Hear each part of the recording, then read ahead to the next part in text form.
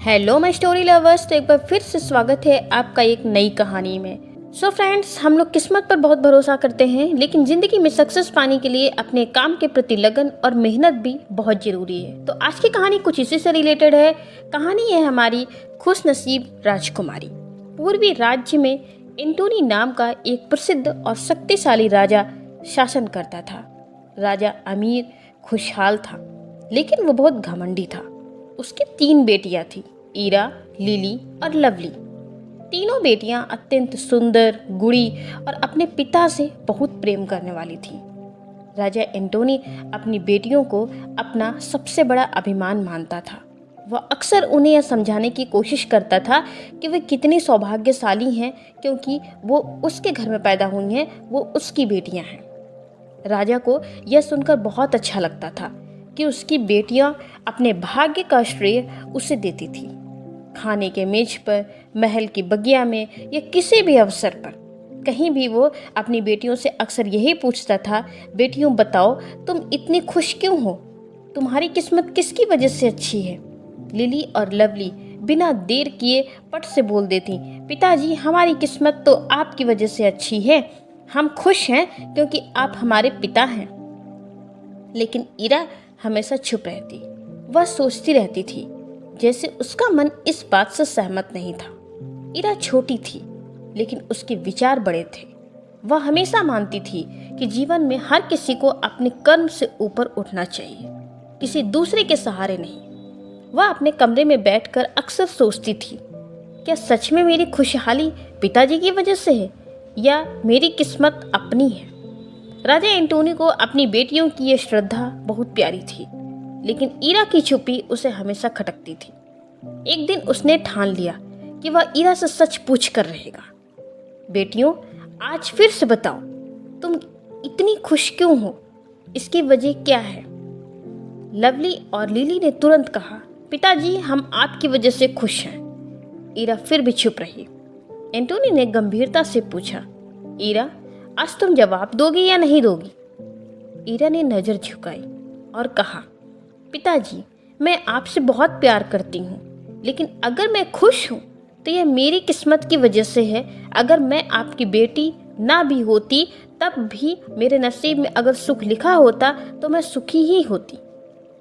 राजा यह सुनकर गुस्से में भर गया। उसने महसूस किया कि ईरा उसके अधिकारों को चुनौती दे रही है। वह सोचने लगा, मैंने अपनी बेटियों को सब कुछ दिया है और यह लड़की कहती है कि मेरी वजह से नहीं, किस्मत की वजह से इसे सुख मिला है।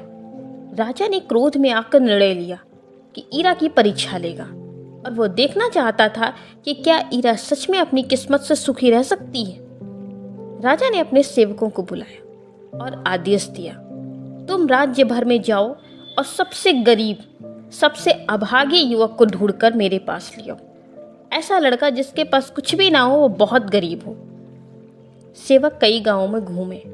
उन्होंने बहुत से गरीब युवकों से बात की, मिले, लेकिन राजा की शर्तें इतनी कठिन थीं कि कोई उपयुक्त लड़का मिल ही नहीं रहा था, जैसा लड़का उन्होंने बताया था। आखिरकार वे एक जंगल के किनारे पहुंचे, जहां एक युवा लड़का टूटी फूटी झोपड़ी में रह रहा था। उसका नाम युग था। उसके शरीर पर फटे पुराने कपड़े थे, उसके पैरों में चप्पल भी नहीं थी और उसके चेहरे पर भूख और संघर्ष की रेखाएं साफ दिखाई दे रही थी। सेवकों ने उससे कहा, चलो, तुम्हें राजा ने बुलाया है। तो उस युवक ने वो कपड़ा पहना जो उसके पास सबसे अच्छा था, और वो भी अच्छा नहीं था, वो भी उसकी गरीबी को दिखा रहा था। सेवकों ने उस युवक को राजा के सामने पेश किया। राजा ने पूछा, तुम्हारे पास जमीन है? युग ने सिर झुकाकर कहा, नहीं महाराज। तुम्हारे माता पिता हैं? नहीं महाराज, वे पहले गुजर गए। तुम्हारा घर है? नहीं महाराज, मैं जंगल में एक झोपड़ी बनाकर रहता हूँ। राजा एंटोनी खुश हुआ और कहा, ठीक है, यही लड़का मेरी ईरा के लिए उपयुक्त है। राजा ने ईरा को बुलाया और कहा, तुम्हें अपनी किस्मत पर इतना विश्वास है ना, तो ये तुम्हारा भविष्य है। अब तुम इस युवक से विवाह करोगी और मैं देखूंगा और तुम भी देखोगी कि तुम कितनी सुखी रह सकती हो। ईरा ने बिना कुछ विरोध किए, बिना कुछ बोले सिर झुका लिया और अपने पिता के निर्णय को स्वीकार कर लिया। वह जानती थी कि अब उसका जीवन एक नई राह पर चल पड़ा है। राजा ने एक भव्य समारोह में ईरा और युग का विवाह करवा दिया। उसके बाद उसने ईरा से कहा, अब जाओ और अपनी किस्मत खुद बनाओ। अगर तुम सच में खुश नसीब हो तो तुम्हें तुम्हारे पति के साथ सुख मिलेगा। ईरा बिना कोई शिकायत किए युग के साथ जंगल में चली गई। युग ने ईरा से कहा, मैं तुम्हें कुछ भी नहीं दे सकता। मेरे पास ना अच्छा घर है, ना अच्छा भोजन है। ईरा ने मुस्कुरा कर कहा, कोई बात नहीं, हम मिलकर अपनी किस्मत खुद बनाएंगे। ईरा का यह निडर और सकारात्मक स्वभाव युग को बहुत प्रभावित कर गया। उसने पहली बार किसी को अपने साथ इतने विश्वास और अपनेपन से बोलते हुए सुना था। युग ने ईरा को अपनी छोटी सी झोपड़ी में ले जाकर दिखाया। झोपड़ी के चारों ओर जंगली झाड़ियां थीं, अंदर केवल सूखे पत्तों का बिछावन था। ईरा ने उस झोपड़ी को ही अपना घर मान लिया। उसने कहा, अगर हम साथ हैं तो ये झोपड़ी ही हमारे लिए महल है। युग ने पहली बार खुद को मूल्यवान महसूस किया। ईरा और युग का नया जीवन जंगल की कठिनाइयों में शुरू हुआ। ना कोई सुविधा थी, ना कोई आराम। केवल एक झोपड़ी थी जो हर तरफ से टूटी हुई थी। खाने के लिए ना अनाज था, ना पकाने के लिए बर्तन। कुछ बर्तन थे जिनमें युग अपने लिए खाना पकाता था, वो भी बहुत घिसे पिटे और पुराने थे। ईरा उन्हें ही देखकर खुश थी, लेकिन ईरा के चेहरे पर कोई भी शिकन नहीं थी। उसके अंदर एक मजबूत आत्मविश्वास था। शादी के अगले दिन ईरा ने युग से कहा, मुझे भूख लगी है, क्या हमारे पास कुछ खाने के लिए है? युग ने दुखी होकर कहा, मैं कल कुछ फल तोड़कर लाया था, मगर वे कल रात में ही खत्म हो गए। ईरा ने मुस्कुराकर कहा, कोई बात नहीं, हम दोनों जंगल चलेंगे और वहाँ कुछ ना कुछ जरूर मिलेगा। दोनों जंगल की ओर निकल पड़े। रास्ते में युग बार बार ईरा की ओर देखता रहा। आखिर इतनी बड़ी राजकुमारी मेरे साथ ऐसे कैसे इस झोपड़ी में रह सकती है, वो भी बिना किसी शिकायत के? उसे तो विश्वास ही नहीं हो रहा था। जंगल में उन्होंने कुछ जंगली फल, कंदमूल, सूखी लकड़ियां इकट्ठा की। दिन भर भटकने के बाद वे दोनों थक कर अपनी झोपड़ी में लौटे। युग ने लकड़ियों से आग जलाने की कोशिश की, लेकिन उसके पास आग जलाने का कोई अच्छा साधन नहीं था। ईरा ने जल्दी से 2 पत्थर ढूंढे और अपने पिता के महल में देखी तकनीक से आग जलाई। युग हैरान रह गया। तुम्हें यह कैसे आता है? युग ने पूछा। ईरा मुस्कुराई। मैंने महल में सैनिकों को देखा था, सीखना कभी व्यर्थ नहीं जाता। उस रात दोनों ने जंगल में फल खाकर दिन बिताया। ईरा ने खुद अपने हाथों से झोपड़ी की मरम्मत शुरू कर दी। वह हर सुबह जंगल जाती, सुंदर फूल इकट्ठे करती और उन्हें महकते पानी में रखकर सुगंधित परफ्यूम बनाना सीख गई। कुछ ही दिनों में ईरा ने इतने सुंदर परफ्यूम बना लिए कि उन्हें शहर में बेचना चाहती थी। युग को संकोच था कि हमारे पास तो कोई गाड़ी भी नहीं है, ना बाजार जाने के लिए पैसे, हम किस तरह से अपने परफ्यूम बेचेंगे? ईरा ने दृढ़ता से कहा, कोई बात नहीं, हम पैदल चलेंगे, खुद पर भरोसा रखो। युग ने पहली बार किसी को इतनी मजबूती से कहते हुए सुना कि दोनों पैदल ही शहर पहुंचे। शहर में जब लोगों ने देखा कि 2 गरीब लोग सुंदर और मनमोहक परफ्यूम बेच रहे हैं, तो लोग आकर्षित होने लगे। ईरा ने सस्ते दाम पे परफ्यूम बेचना शुरू किया। धीरे धीरे इनकी खुशबू पूरे बाजार में प्रसिद्ध हो गई। व्यापार चल निकला। कई महीनों की कड़ी मेहनत के बाद युग और ईरा के पास एक सुंदर सा घर हो गया था।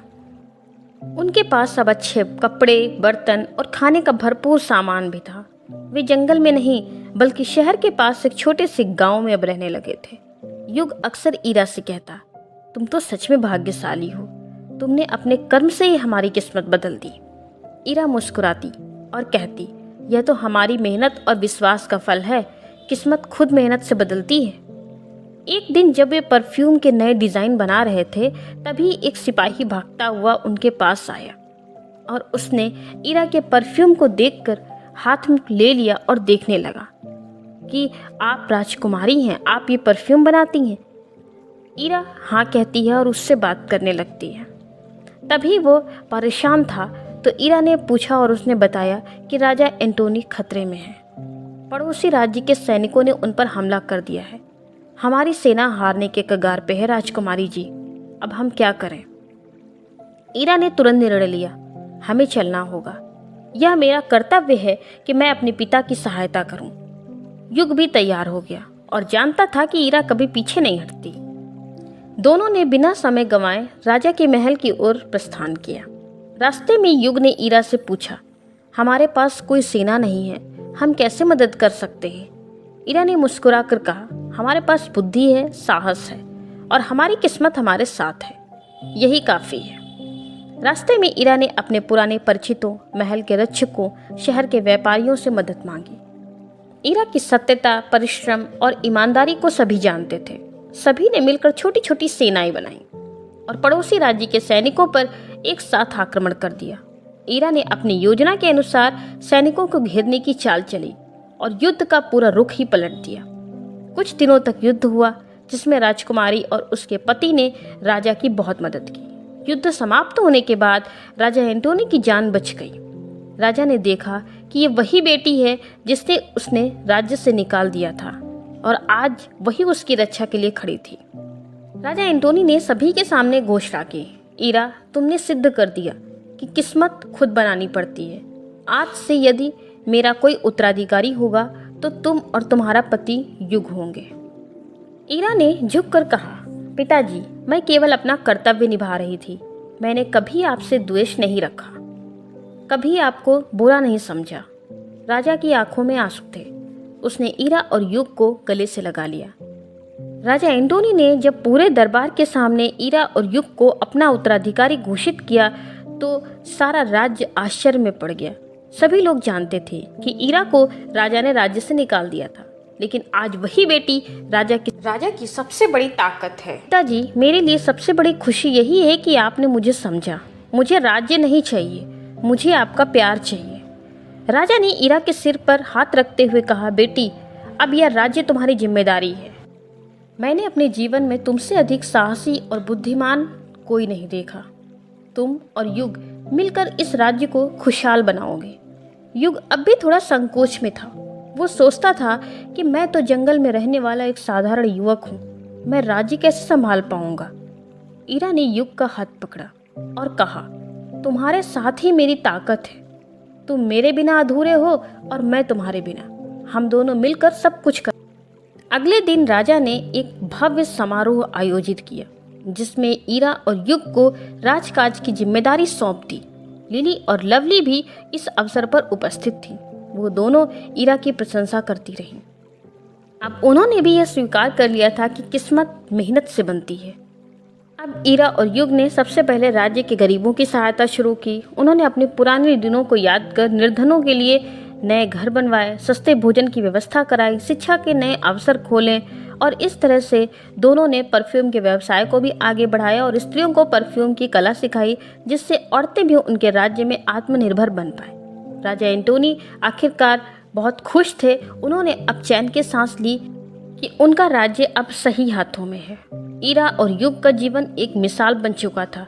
उनके प्रेम, संघर्ष, सेवा भाव की कहानियां दूर दूर तक फैल गईं। उनके नाम से लोग बच्चों को सिखाते थे कि भाग्य की असली पहचान कर्म में होती है।